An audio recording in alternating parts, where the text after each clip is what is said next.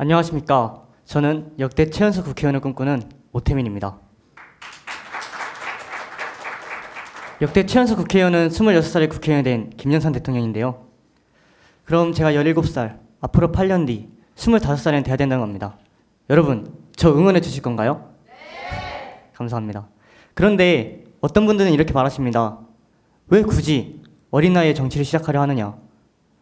검사, 변호사, 교수, 사회적 성공을 이룬 뒤에 해도 늦지 않다. 오히려 젊어서 하는 게 더 힘들다. 맞습니다. 하지만 전 직업 정치인이 되고 싶습니다. 왜냐고요?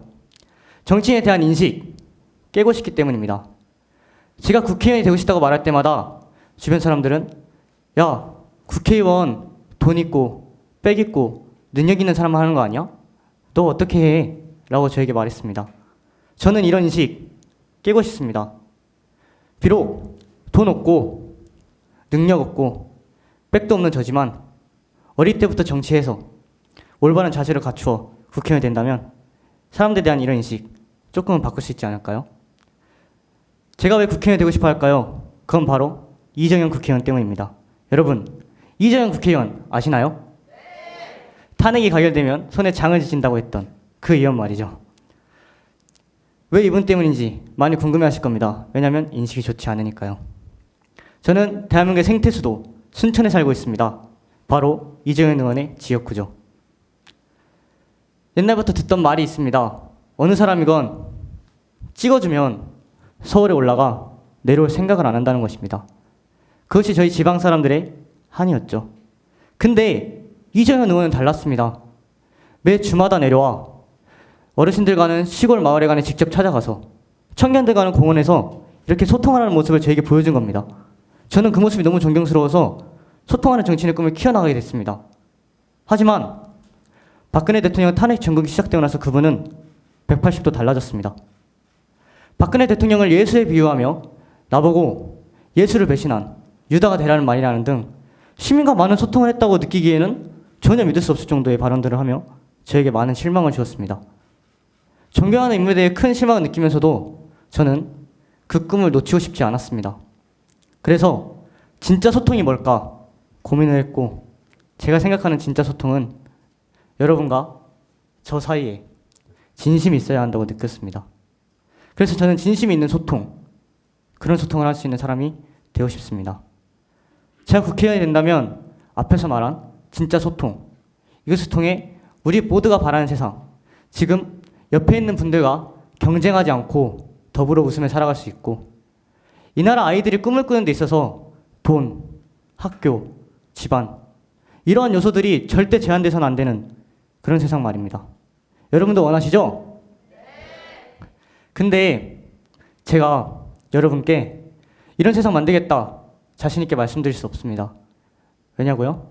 세상을 바꾸는 건 제가 바라는 최연소 국회의원도 이정현 의원 같은 삼성 국회의원도 박근혜 대통령 같은 권력자도 아닌 우리 모두이기 때문입니다.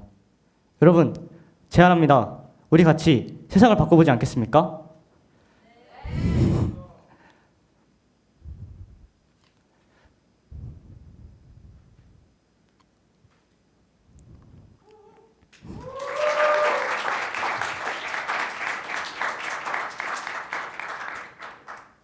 잘 압니다.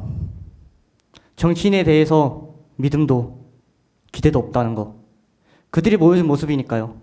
저도 이해합니다. 제가 존경하던 정치인에게 큰 실망을 했으니까요. 하지만 그렇다고 여러분들이 참여해 주시지 않는다면 이 세상은 더 나은 곳으로 한 발짝도 움직이지 못한 채 그 자리에서 발만 동동 구르고 있을 것입니다. 여러분, 이제는 우리가 행동해야 할 때 아니겠습니까? 상상해 보십시오. 정치인들이 만든 전통시장 살리기 정책이 아니라 시장 상인들이 지혜를 모아 만든 전통시장 살리기 정책. 정치인들이 만든 육아 정책이 아니라 진짜 우리 엄마 아빠가 머리를 맞대서 만든 육아 정책. 정치인들이 만든 교육 정책이 아니라 학교에 있는 학생, 선생님들이 함께 만든 교육 정책 말입니다. 어떤 분들은 이렇게 말합니다. 일일이 대화하고 타협하면 어느 세월의 문제를 해결하느냐. 저는 이렇게 생각합니다. 빨리 하는 게 좋다고 생각하고 대화를 묵인하고 온 결과가 3년이 지나도 풀리지 않는 세월호 참사, 국민들 대다수가 동의하지 않는 위안부 협상, 이것이라고 생각합니다. 여러분, 이제는 우리가 속도보다는 올바른 방향으로 다 함께 나아가야 되지 않겠습니까? 여러분, 저와 손잡고 우리 모두 다 함께 같이 가보시지 않겠습니까? 감사합니다. 오태민이었습니다. 네. 오태민 학생의 연설을 함께 들어봤습니다.